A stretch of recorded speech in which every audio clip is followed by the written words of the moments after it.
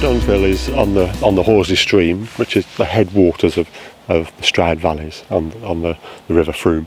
And the work we've been doing is working with Stroud District Council to try and, with flood alleviation, trying to slow down the flow of water down the valleys during the storm events, rain events. So it works to just to slow up the water over a few hours during the heaviest periods of rainfall. Well, here before there's a spring, so this is very much the headwaters, the spring waters of Horsley stream, and very much a straight engineered channel, straight from the spring, sort of straight through down into Horsley village itself. Because of that straight engineered stream, there's nothing really holding the water back, slowing the water down. So when it does rain, big summer rainfall, it really pours down the valley and all ends up in Stroud, and suddenly the people of Stroud are getting wet feet, or worse still, some of the houses are flooding. So what we've done is some meandering work within the channel. So we've broken into the existing stream, taken the stream around the field, very shallow waters, so trying to really slow it down. Meander the channels, making it go a convoluted way, flowing across the existing fields, and that way it'll take the water 2 or 3 times the length of time it takes to get down into the valley. Well, the more water and land boundary you can make, the better for a lot of wildlife. So things like dragonfly, there's things like bullheads which exist at the top of the very headwaters of the stream here.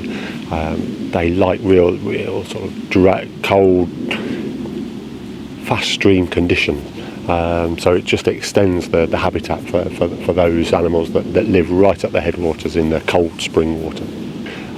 We do a number a year, and they range from, basically it's a sud system, so often it's a retrofit of suds on existing housing estates, or it's re-meandering rivers that have been over-engineered in the past. So the Victorians and the early Edwardians were very proud of their straight lines and their channels, and the straighter the engineered channel, the better. This is what happened here for draining the fields, draining the meadows, in order to farm every last scrap of field that they could. What that's meant is that there's been less space for wildlife, more space for grass perhaps, but a lot less space for wildlife. So by extending the stream, re-meandering the stream, twice the length of stream as to what there was before, you just end up with a lot more wildlife. So we've constructed a number of ponds, and also used the clay, the soil that came out of the ponds, to create what we call a leaky dam. What that means, Phil, is that behind the dam you get a temporary pond. So when you get a heavy rain event, there'll be a pond maybe for 12 hours, 24 hours that fills up during the rainfall, and then slowly leaks through the dam. So you've got a clay dam, but then you've got a stone channel that runs through the dam, so it allows water to seep out. That way it slows, instead of the water all rushing down over an hour or two of the rain event, it can peter on down through over 12-24 hours. We've worked with the local authorities, Stroud District Council.